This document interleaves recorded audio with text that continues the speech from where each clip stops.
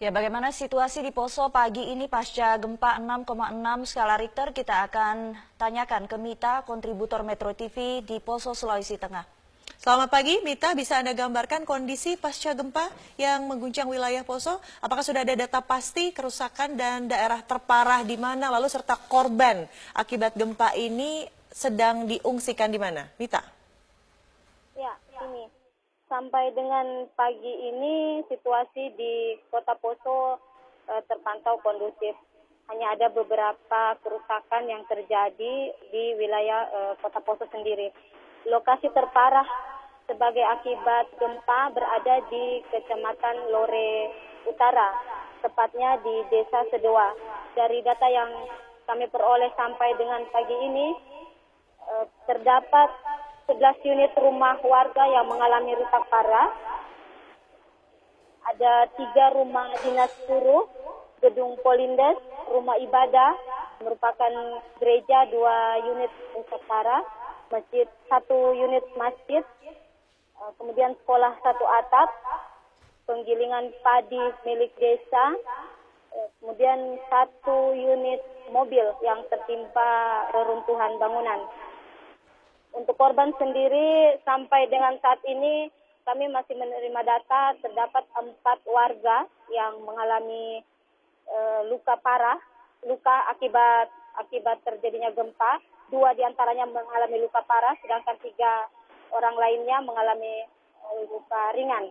Untuk korban yang mengalami luka parah atas nama Markus Kendos saat ini telah dirujuk ke rumah sakit di Palu. Sedangkan korban satu lagi adalah Rika, masih berada di Puskesmas Uwasa untuk mendapatkan penanganan medis. 3 korban lainnya juga sedang mendapatkan penanganan medis. Informasi yang kami peroleh dari sekitar Desa Sedoa bahwa warga sampai dengan saat ini belum berani untuk masuk ke dalam rumah karena masih trauma dengan kejadian gempa yang terjadi pada malam tadi.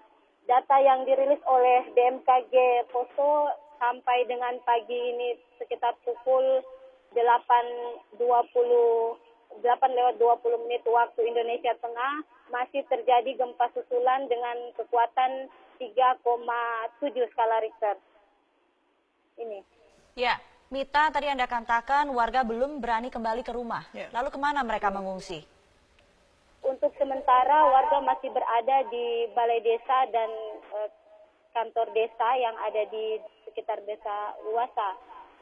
Sampai dengan saat ini pemerintah setempat melalui BPBD Kabupaten Poso sedang menuju ke lokasi kejadian dan rencananya akan mendirikan posko darurat sebagai lokasi untuk mengevakuasi warga.